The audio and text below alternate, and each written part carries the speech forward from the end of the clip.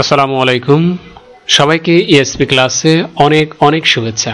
আজকে আমরা যে বিষয়টা নিয়ে বা যে টপিকসটা নিয়ে আলোচনা করব সেটা অত্যন্ত গুরুত্বপূর্ণ এবং স্পোকেন ইংলিশ কিংবা রিটেন ইংলিশে আমরা এই দুটো শব্দ নিয়ে একটা কনফিউশনে পড়ে যায় যে এই দুটো শব্দের ভিতরে পার্থক্যটা কি, ডিফারেন্সটা কি, কখন কোথায় এবং কি অর্থ বোঝায় এবং কিভাবে এটা ব্যবহার করতে হবে সেটা আমরা আজকে দেখব। আর শব্দগুলো হচ্ছে যেমন ইন টাইম আর একটা হচ্ছে অন টাইম। তো এটাকে আমরা ফ্রেজও বলে থাকি। তো এখানে দুটো শব্দের ভিতর কি পার্থক্য আছে সেটা আজকে আমরা দেখব। শুধু তার আগে একটু কথা না বললে নয়, সেটা হচ্ছে যারা আমার চ্যানেলে আজকে নতুন আছে প্লিজ চ্যানেলটা সাবস্ক্রাইব করে নাও ইএসপি ক্লাস।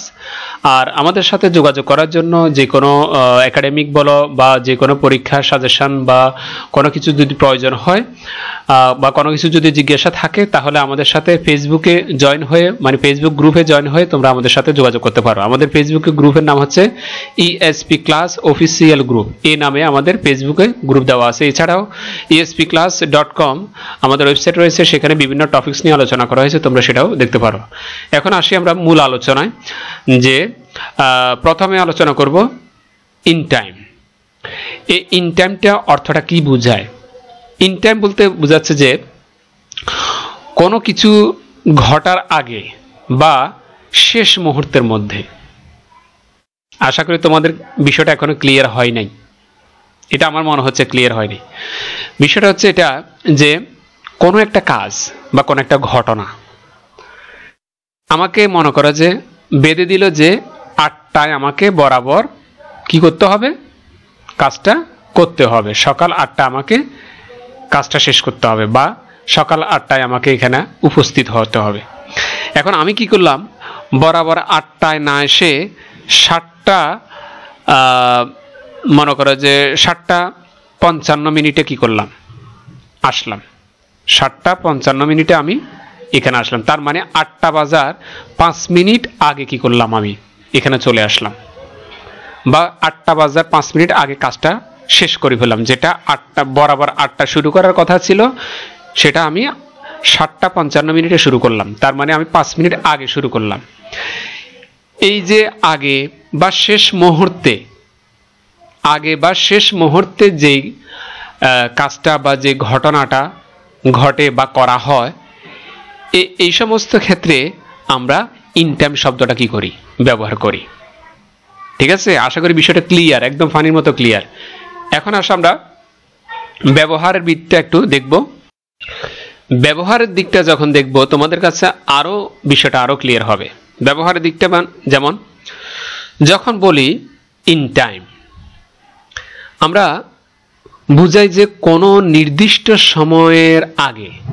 এই যে আমি একটু আগে কথাটা বললাম যে 8টার আগে যে শেষ সময়টা কাজ শেষ করলাম 7:55, মানে কোনো নির্দিষ্ট সময়ের আগে বা সেই সময়ের ঠিক আগে আমরা কিছু করছি বা কোনো ঘটনা ঘটছে যাতে কোনো সমস্যা বা জরুরি অবস্থা এড়ানো যায়। অর্থাৎ ঠিক 8টা কিংবা যে সময়টা আমাদেরকে বেঁধে দিবে এই সময়টার আগে, কিছু সময়ের আগে মানে কিছুক্ষণ আগে, সেটা 5 মিনিট, 10 মিনিট, 2 মিনিট, 3 মিনিট, অনেক মানে অল্প সময় হতে পারে। এই অল্প সময়ের বা এক্স্যাক্টলি টাইমের আগে যে সময়টার ভিতরে আমরা কাজ শুরু করি বা ঘটনাটা ঘটে, এই সময়টাকে আমরা ইন টাইম হিসাবে কি করি, ধরি। এখন আমরা প্র্যাকটিক্যালি উদাহরণে দেখি আসলে এটা কিভাবে কাজ করে। উদাহরণের ভিতরে he arrived in time to catch the bus. সে বাস ধরার আগে এসে পৌঁছেছে যাতে বাস মিস না করে। ঠিক আছে, হি অ্যারাইভড ইন টাইম, তার মানে ইন টাইম বলতে এখানে বোঝাচ্ছে বাসটা যদি 8টা বাজে ছাড়ে, ঠিক আছে, বাট বাসটা যদি 8টা বাজে ছাড়ার কথা থাকে বা পৌঁছানোর কথা থাকে, 8টা বাজার 10 মিনিট অথবা 5 মিনিট আগে কি করছে, বাসটা চলে আসছে অথবা ছেড়ে দিছে। এই সময়টা নির্দেশ করার জন্য ইন টাইমটা এখানে ব্যবহার হয়েছে। ঠিক আছে, হি অ্যারাইভড ইন টাইম,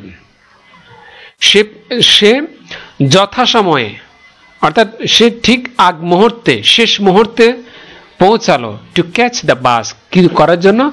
বাসটা ধরার জন্য বা বাসটা মিস না করার জন্য।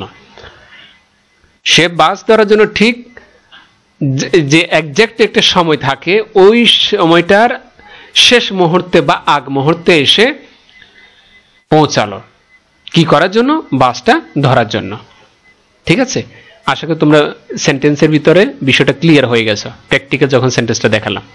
আরেকটা উদাহরণ দেখি, যেমন I submitted my assignment just in time.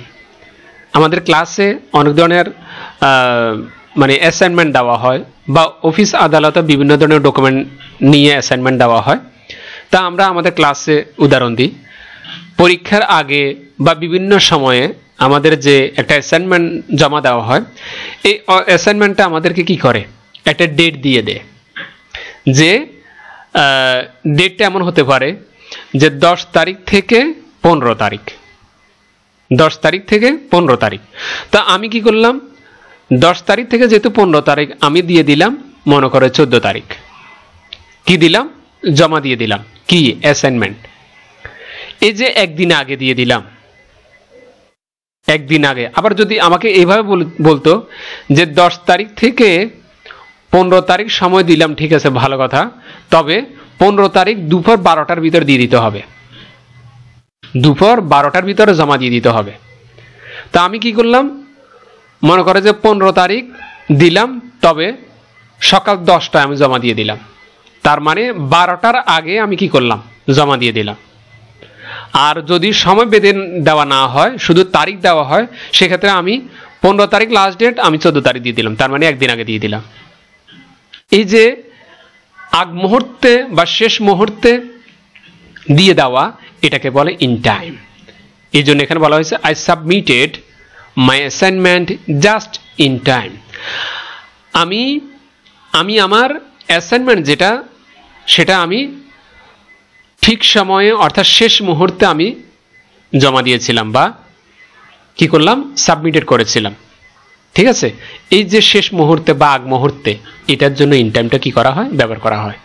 আশা করি ইন টাইমটার ব্যাপারে আর কোনো কনফিউশন থাকবে না তোমাদের। ঠিক আছে, এরপর আসি অন টাইম। অন টাইমে কি বলা হচ্ছে? অন টাইমে বলা হচ্ছে নির্দিষ্ট সময়ে কিছু করা। অন টাইমটা বোঝাচ্ছে যে, মনে করো এখানে আমি দুপুর 12টায়, অর্থাৎ আরো ক্লিয়ার করি, 12 তারিখ যে কোনো মাসের 12 তারিখ হতে পারে। ঠিক আছে, 12 তারিখ সকাল 10টায়, সকাল 10টায় আমি কি করলাম? একটা টাইম দিয়ে দিলাম, 12 তারিখ সকাল 10টায় আমাকে কাজটা কি করতে হবে? শেষ করতে হবে, যে কোনো কাজ। তো এখন আমি 12 তারিখ, যদি আমি ওই দিনের কথা যদি চিন্তা করে, সময়ের কথা যদি চিন্তা করে, যদি আমি 11 তারিখ কাজটা শেষ করি ফেলি, 11 তারিখের ভিতরে যদি কাজটা শেষ করি, তাহলে কিন্তু এখানে অন টাইম ব্যবহার হবে না। কেন? কারণ অন টাইম দ্বারা বোঝাচ্ছে এক্স্যাক্টলি সময়, সকাল 10টায় 12 তারিখ। তুমি তার আগে যদি দিয়ে দাও, তাহলে এখানে অন টাইম হবে না, এখানে ইন টাইম হবে। ওকে, তাহলে অন টাইম বলতে বোঝাচ্ছে যে সকাল 12 তারিখ সকাল 10টায় হইতে হবে, এটার 1 মিনিট আগেও হতে হবে না, মানে 1 মিনিট আগ মুহূর্ত হওয়া যাবে না। 12 তারিখ সকাল 10টায় হতে হবে। যেমন আমরা অনেক সময় বিভিন্ন পডকাস্ট যখন দেখি ইউটিউবে কিংবা টেলিভিশনে, যে সকাল 10টায় কিংবা সকাল 8টায় মনে করো যে ইয়া দিবে, মানে প্রধানমন্ত্রী ভাষণ দিবেন জাতির উদ্দেশ্যে। এই যে ভাষণটা, মনে করো যে 10 তারিখ সকাল কি দিল? 8টায় দিল, সকাল 8টায়।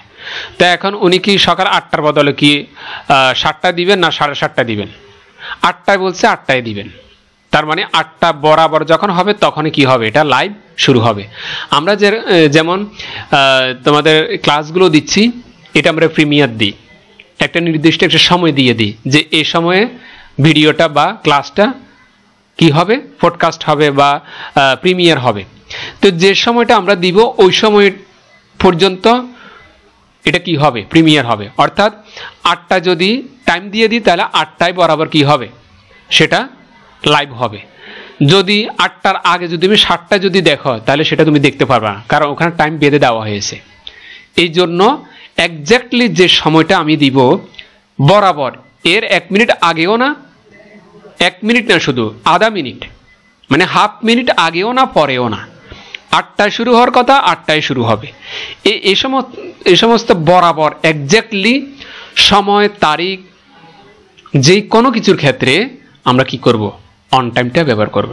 তার মানে এখন বোঝা যাচ্ছে যে অন টাইমটা কখন ব্যবহার করব, এক্স্যাক্টলি সময়, যে সময়টার কোনো সেকেন্ড হতে হবে না, সেকেন্ড হওয়া যাবে না, কোনো মিনিট হওয়া যাবে না, বরাবর যে সময় বলবে ওই সময় হতে হবে।